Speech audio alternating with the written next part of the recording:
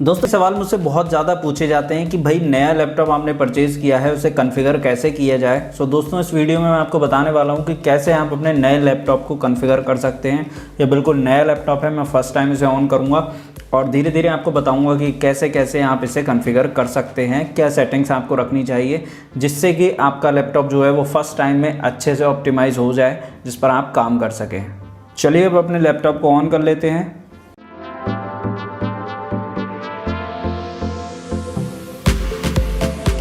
Dual languages में सबसे पहले आपको अपनी लैंग्वेज सेलेक्ट करनी होती है। हम यहाँ पर यूनाइटेड स्टेट्स सेलेक्ट कर रहे हैं। अब हम यस प्रेस करते हैं। यहाँ पर दोस्तों ये है कोर्टाना वॉइस असिस्टेंट जो आपको बताएगा कि आपके लैपटॉप को किस तरह से कॉन्फ़िगर किया जा रहा है।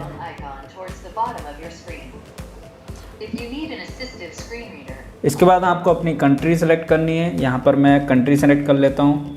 यहाँ पर मैं ढूंढ लेता हूँ, सर्च कर लेता हूँ इंडिया को। आई प्रेस करने से तो आ नहीं रहा है, तो यहाँ पर स्क्रॉल करके देखना होगा कहाँ पर है इंडिया। चलिए हम इंडिया सेलेक्ट कर लेते हैं। इंडिया को सेलेक्ट कर लिया है, यस प्रेस करते हैं। कीबोर्ड लेआउट के लिए हम इंग्लिश इंडिया सेलेक्ट करेंगे, यस प्रेस करेंगे। यहाँ पर हम स्किप कर देंगे।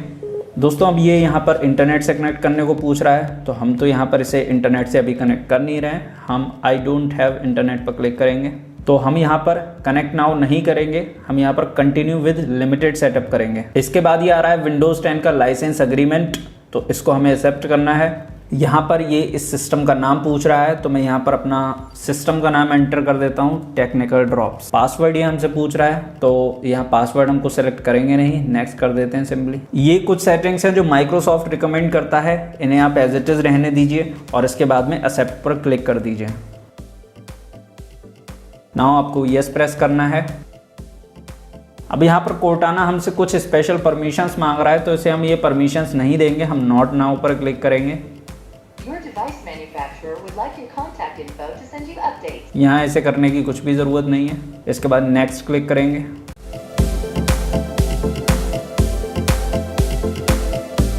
दोस्तों क्योंकि ये लैपटॉप फर्स्ट टाइम ऑन हो रहा है, तो यहाँ पर विंडोज़ को कुछ कॉन्फ़िगरेशन करनी होती हैं, तो वो अपना टाइम लेगी, उसे आप साइड में रख दीजिए और करने दीजिए उसे अपना काम।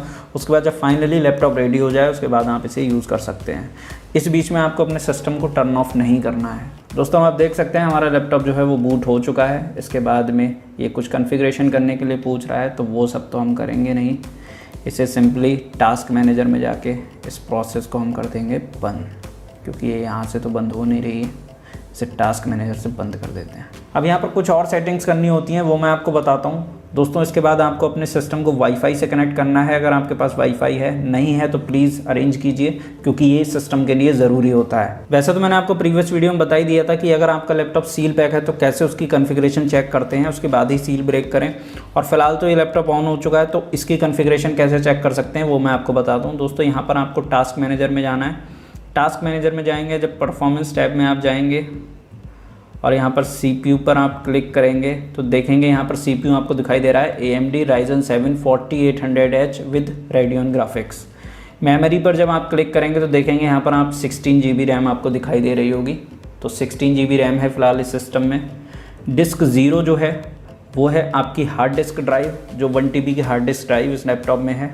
और डिस्क 1 है SSD 256 GB की SSD।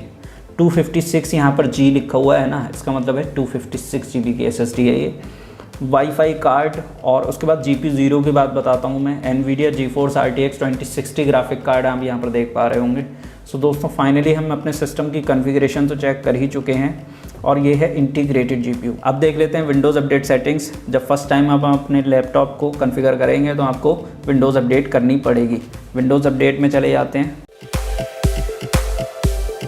तो यहाँ आप देख सकते हैं कि बहुत सारी अपडेट्स हैं। रिस्टार्ट रिक्वायर्ड है, रिस्टार्ट कर देते हैं। दोस्तों फर्स्ट टाइम लैपटॉप अपडेट करना बहुत ज़रूरी है, क्योंकि जब आप अपने लैपटॉप को फर्स्ट टाइम अपडेट कर लेते हैं तो उसमें जितने भी बग्स होते हैं, जितनी भी प्रॉब्लम होती है ना विंडोज़ में, वो सारी फिक्स हो जाती हैं।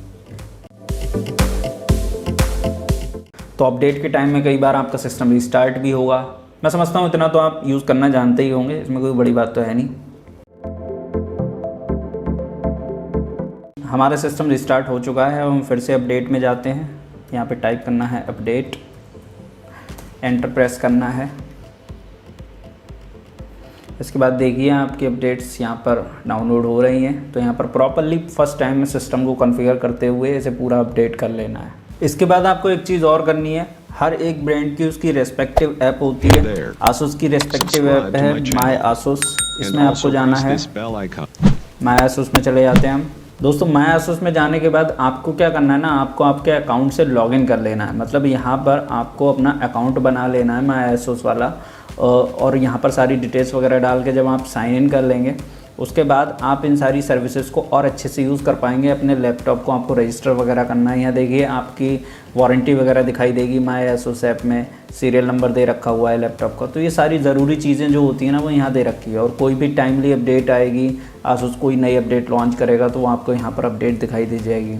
और कई सारी अपडेट्स विंडोज़ के साथ में एसोसिएट होकर के विंडोज़ अपडेट्स के साथ में आ जाती हैं आपके सिस्टम में, तो वो भी एक अच्छी बात है। एक और चीज़ मैं आपको दिखाना चाहता हूँ दोस्तों, फटाफट हम अपने माई कंप्यूटर में चलते हैं। दोस्तों ये जो डेटा सेक्शन आपको दिखाई दे रही होगी ना, डेटा वाली ड्राइव, ये है हार्ड डिस्क ड्राइव।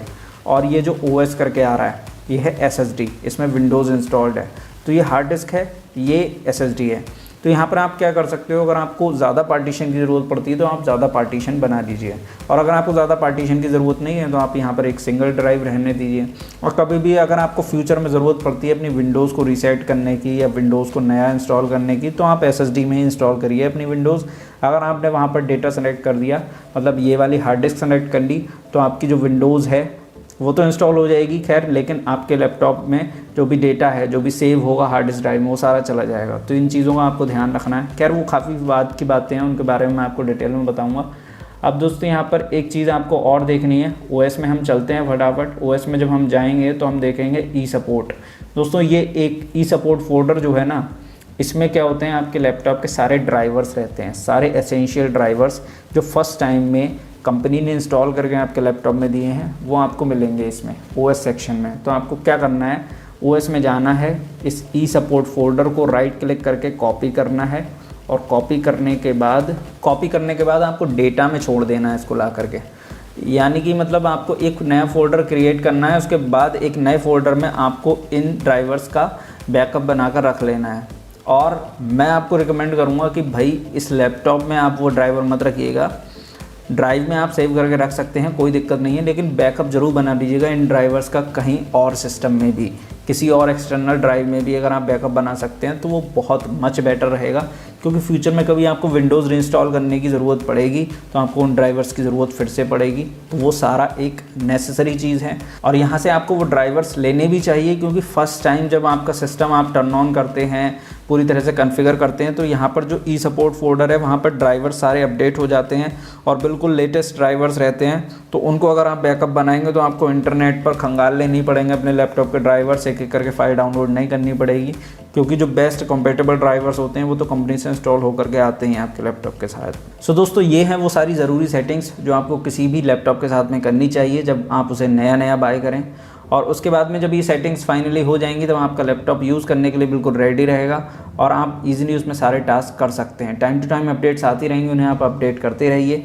और जो भी एसेंशियल आपको चीज़ें समझ में आ रही हैं ना, जो आप इंटरनेट से सीखते हैं, तो उसे इम्प्लीमेंट किया कीजिए। ज़्यादा से ज़्यादा अपनी डिवाइस के बारे में सीखिए, तो आपकी डिवाइस लॉन्ग लास्टिंग हो जाएगी। चलिए, अच्छा लगा वीडियो तो वीडियो को लाइक कर दीजिए, चैनल सब्सक्राइब कर दीजिए। मैं मिलूँगा नेक्स्ट वीडियो में।